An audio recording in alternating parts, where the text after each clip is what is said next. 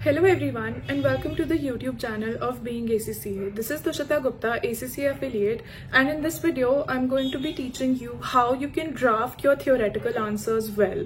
So basically whenever we are preparing for exams, we always prepare the numerical portion well. We practice the numericals, eventually get the hang of it, learn the formulas, apply those formulas, and then we are able to get our answers. But the similar technique does not work for theory, right? For theory we need something else to be able to draft some good answers. So here I am today to bring you a technique using which you can draft good theoretical answers. So this can be about PM, this can be about FM. Generally, writing about theoretical elements in any of your papers, this video can be helpful for you. So what I am introducing to you is the hamburger technique. Perhaps you have already heard of it, but how you can implement the same in ACCA is what I'm going to tell you right now. So what happens is, think of a burger. So a burger has the bun at the top. It has some fillings in between, some lettuce, some tomatoes, some patty, and then at the end there's a bread again. So there are two breads, one at the starting and one at the bottom, and in between is filled with the fillings.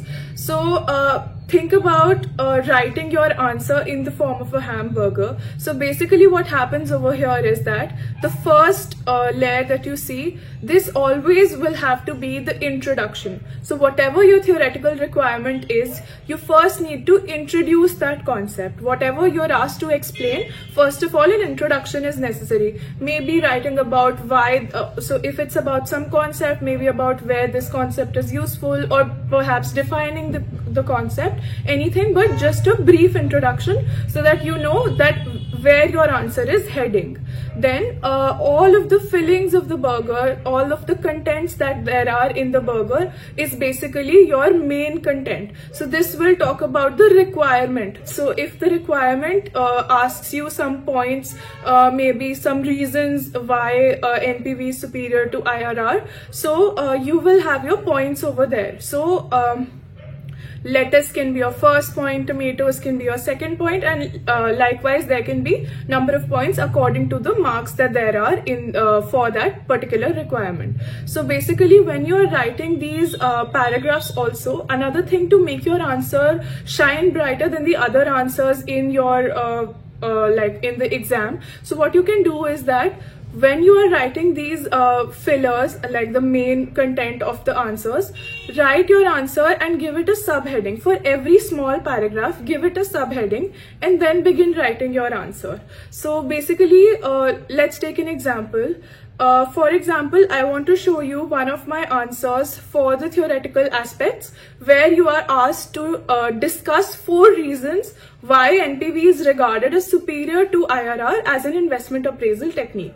So over here, as you see, first of all, the answer has some sort of introduction. So this is where the top of the burger was. So this right here is the introduction. So I have written my introduction that in most simple accept or reject decisions, IRR and NPV will select the same project. However, there are some advantages that NPV has over IRR. So I have basically introduced the question, already said that NPV is superior, and question wants me to answer why NPV is superior. So over here, I have just wrote the introduction that in most cases, they will both give the same results, but there are some advantages that NPV has over the IRR method. Then comes about your first point, second point, and your third point. So what I'm trying to tell you with this subheaders is that, for example, these are your points. Wherever possible, try to use subheaders. I know this will not be possible in all of the scenarios, but mostly it is possible. So do try to make subheaders wherever it is possible for you.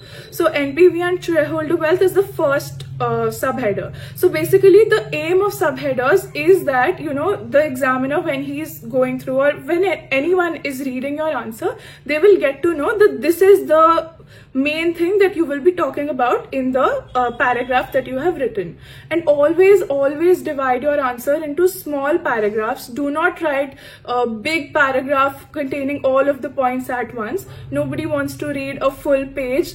Consider yourself in the shoes of the examiner. Would you like to check an answer that starts at the top of the page and ends at the bottom? No, right? So divide your answer, make it easier for the examiner to also know that what are you talking about, and dividing them into short paragraphs. So the second, so over here if you see, NPV and shareholder wealth is the subheader that has been given, and then there has been the paragraph explanation, and this is again not a very big paragraph. There are, if you count, 3 to 4 sentences is the maximum that you write in one paragraph. If you need to write more in the same point, make sure that you leave a line and then write the next sentences. So then comes the second point, the third point, and the fourth point. So this is how you're going to be writing points. And then at the end, there has to be a conclusion. So a conclusion basically will summarize all of the points that you have written above. So basically this can be this can give you an extra mark if you are writing the conclusion. So make sure that you do this. So considering this example, if you have to write a conclusion for this one, so what you can say is, when it comes to NPV is regarded superior because of the listed points above.